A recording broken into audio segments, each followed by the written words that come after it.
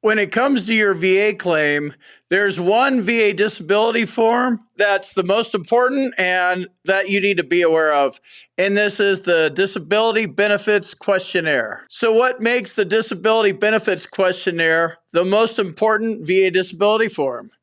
This is the form that is going to determine your rating, how high your rating is going to be. So there's two types of disability benefits questionnaires. There's an internal use one. This is used by C&P examiners. When the VA orders a C&P exam for you, one of these DBQs will be filled out. And then there's public use disability benefits questionnaires. And these are for you to go get filled out before you file your claim by your doctor. There's two sides of the story going on here. The VA is not looking out for you, right? You wouldn't even be watching this video if everything was hunky-dory with your rating in the VA, right? So this is one of the tricks that they do. So they send you to a C&P exam. Oh yeah, we got you all taken care of. We'll give you a fair shake, claim denied. So in order to prevent that, you need to have your own doctor fill out a DBQ with a current diagnosis, current symptoms, and an nexus. So if the VA pulls that on you, you have an appeal on your hands that you can easily win in a higher level review. These things have been around for about 12 years now. I think they started in 2010. It's literally just check boxes. So take it to your doctor. I'm going to put a link in the description and flash it on the screen here a little bit. Has all the rateable conditions buried in these forms. You can fill it out. Take it to your doctor, have him sign it, or have him fill it out and sign it. Either way, it needs to be signed by a qualified medical professional. If you do not have one of those, or your doctor won't fill one of these out for you, or your VA doctor, private doctor doesn't want to do this for you, check out my med team. They can help you with the DBQ. There's an email address in the description. Like this, when you file your claim, you need to have your best interest and your side of the story represented. That's what a disability benefits questionnaire does. You submit your side of the story, file your claim, right? They're going to send you to a C&P exam, get their side of the story. It's literally a CYA. In case you don't like the decision on your claim, they'll be like, yeah, we sent you to a C&P exam, man. Sorry, Combat Craig. You're out of luck, man. You didn't submit one, so all we have is ours. By our guy that we paid for. So that's what the Disability Benefits Questionnaire is all about. And that's why I think it's the most important VA disability form that you need to be aware of. If you want to learn more about the VA claims process, check out my boot camp at combatcraig.com. Link to that is in the description. Do you need to get a Disability Benefits Questionnaire filled out by a private doctor? You could do whatever you want, but if you want to win your VA claim, you want to bring the right kind of medical evidence forward, the right amount, and then keep your mouth shut and don't say a bunch of extra stuff and submit, long-winded personal statements and stuff like that.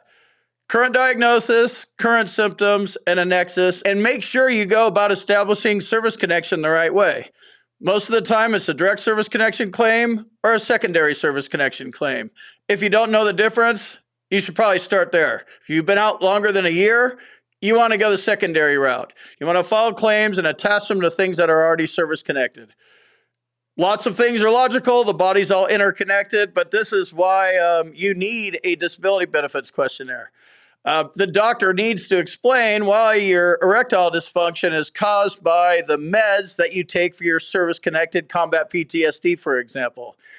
If you just file a claim and hope they see that link, they're not going to find it. But they will send you to a C&P examiner who's also not going to find it. They're not looking for these service connections. You stick it in their face, they can't ignore it. They may try, they may disregard it, but you have something to appeal. You want to stay out of the appeals process. It takes up more time. Get in, get out, file your claim, prove it, and win it. You're not going to win all of them, and who knows, how long these things are going to take, but a claim takes 6 months to adjudicate. Then you get a decision. If you don't like the decision and you have to appeal it because you didn't show up with some medical evidence, like a DBQ, you just wasted another 3, 4, 5 months. So this is front loading the VA claim, basically.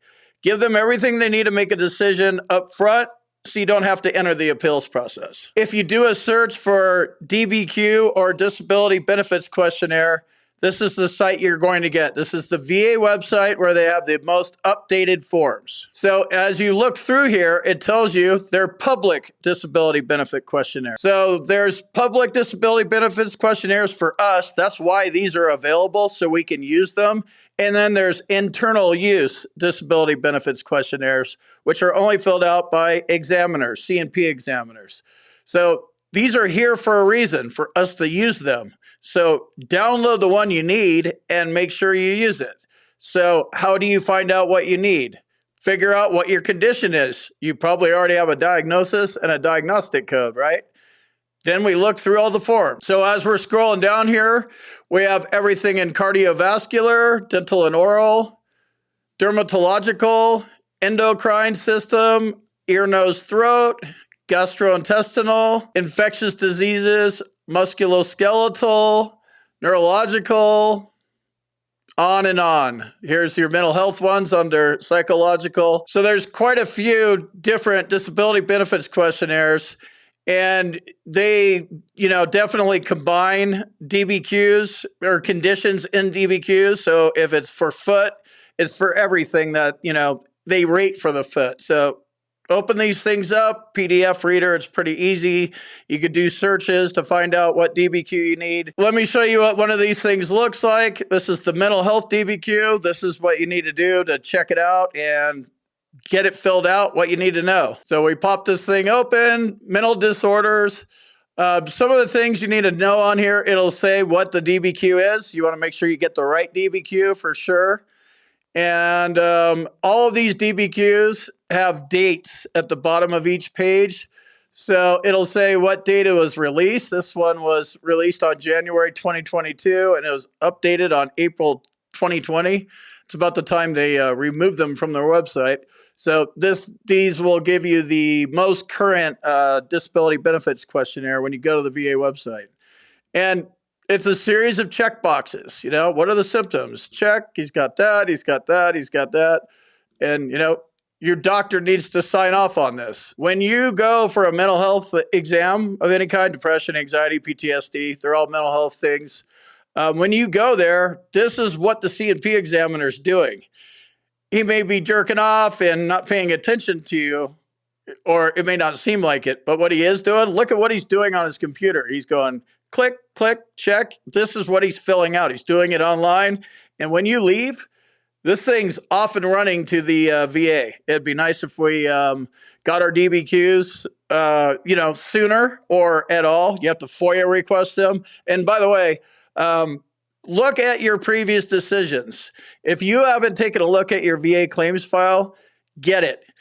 FOIA request your VA claims file, get it on a CD, and you can look at all your past rating decisions, and you're going to see an internal use DBQ on every single one of them. This one's probably 5 pages, and this is probably one of the more important parts down here, the examiner's certificate and signature. You need to have their credentials. This is the power of the pen here. You could fill this out, but your doctor needs to sign it, and he needs to put his NPI number and that kind of stuff because they check this. And just something else on this mental health DBQ. This is where the rating comes from. If you look at the law, you'll see how the ratings match up. No mental health disorder diagnosis to total occupational and social impairment. 100%, 0%, everything in between. So these DBQs go right back and forth between, they match the symptoms up with the law. So it's like this in every case. You have to research this a little bit. It's good to understand what your disability is, what your symptoms are, and how they're supposed to be rated. If you don't have the symptoms and you're like, oh, I'm close, you don't need to file a claim. You don't have a disability or your symptoms aren't severe enough. Go file another secondary condition. There's lots of testing that you probably haven't done yet on your body that's somehow intertwined and interlinked with your active duty service. Secondary service connection claims are the money claims. Make sure you look into filing one of those because that's how you actually get paid. And if you want to learn more about the VA claims process, check out my boot camp at combatcraig.com. Link to that is in the description. And also, again, my med team, if you need one of these things filled out, there's an email address to my med team. And I'll see you in the next video.